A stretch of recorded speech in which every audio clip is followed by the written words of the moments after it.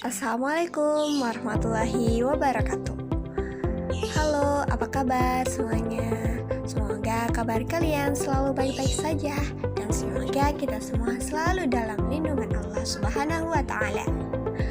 Baik, pada kesempatan kali ini kita akan bincang-bincang sedikit seputar materi PAI SMA dengan bab meneladani perjuangan dakwah Rasulullah Shallallahu Alaihi Wasallam di kota Madinah. Adapun sebab yang akan kita pelajari ialah yang pertama, hijrah yang merupakan titik awal dakwah Rasulullah di kota Madinah. Yang kemudian kita juga akan membahas tentang substansi dakwah Rasulullah di kota Madinah dan strategi dakwah Rasulullah di kota Madinah.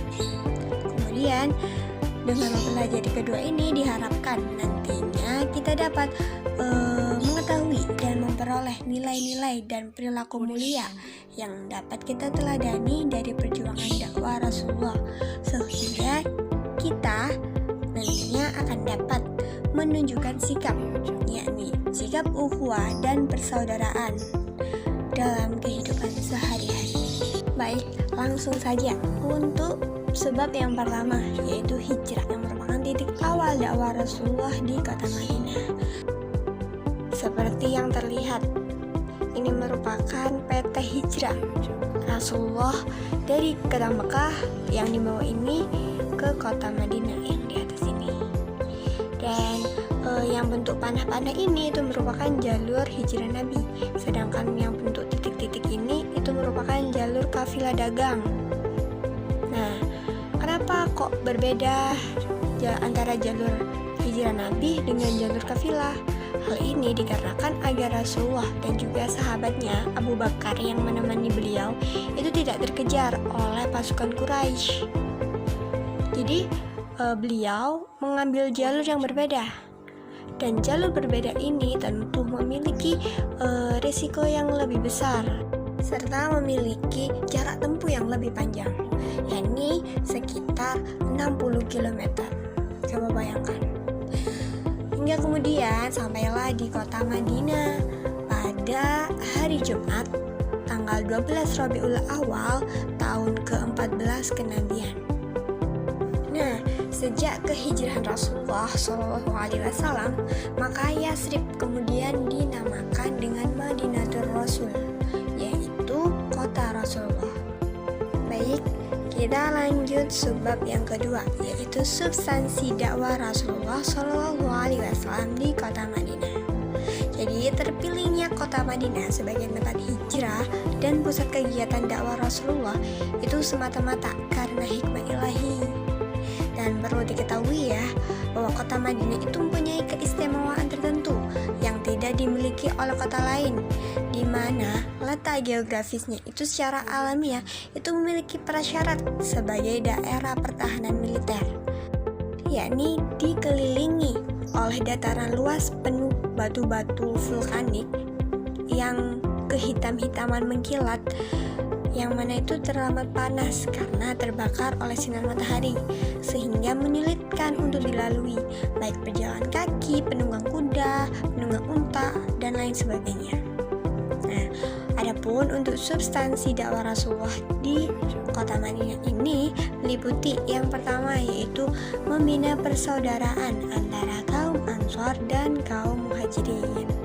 Lah, strategi mempersaudarakan antara kaum Muhajirin dan kaum Ansor ini adalah untuk mengikat setiap pengikut Islam yang terdiri dari berbagai macam suku dan kabilah tersebut itu diikat dalam suatu ikatan masyarakat yang kuat, senasib, seperjuangan dengan semangat persaudaraan Islam.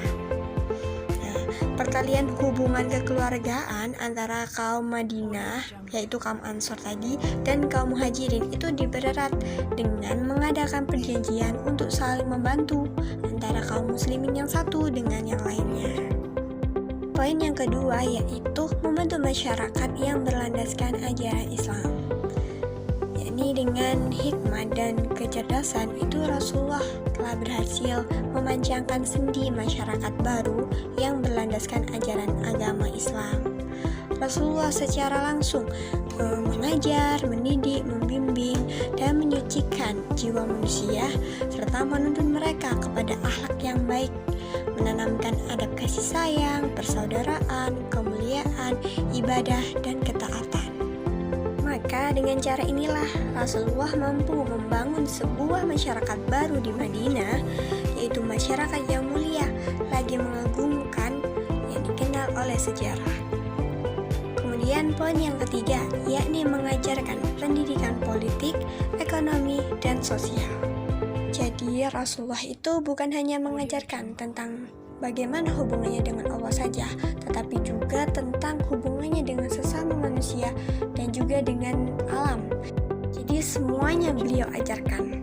Contohnya saja di bidang politik itu beliau mencontohkan melalui kepemimpinannya yang baik, kemudian cara bermuamalah yang sesuai syariat, dan interaksi sosial yang dilakukan baik kepada sesama muslim dan juga non-muslim.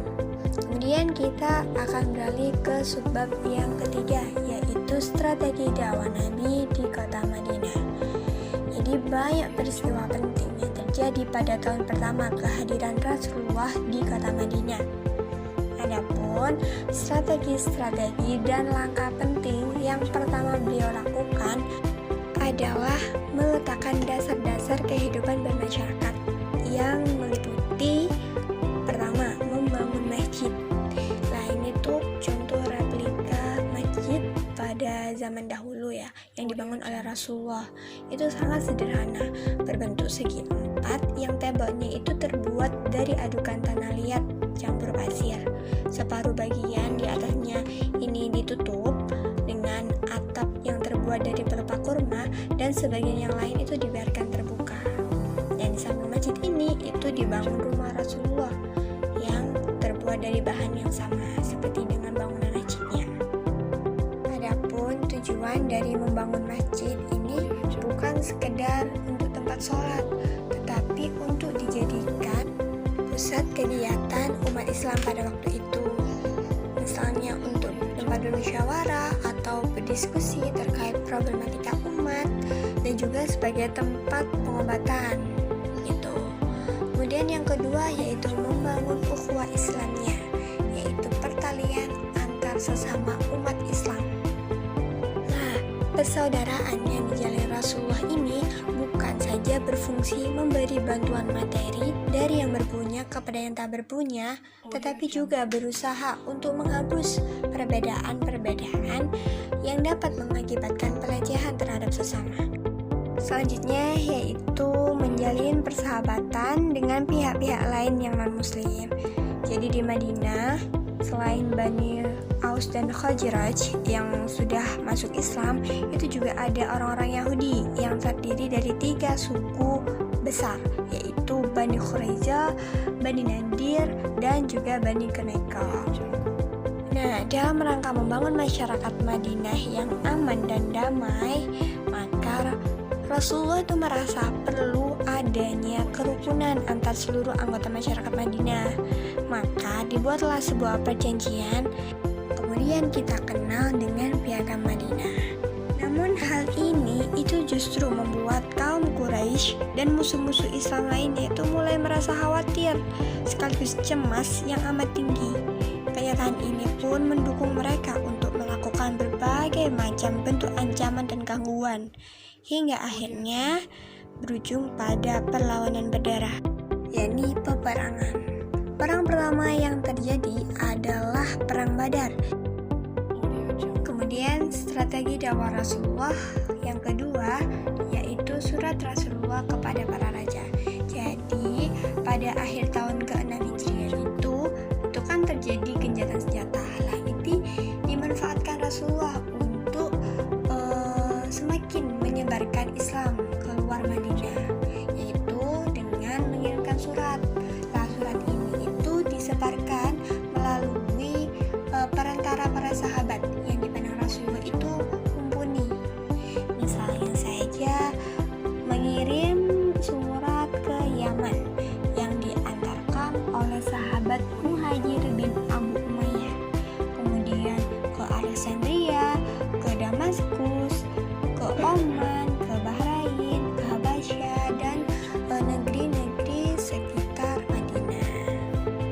Strategi yang ketiga yakni penaklukan kota Makkah atau yang biasa kita kenal dengan Fathul Makkah.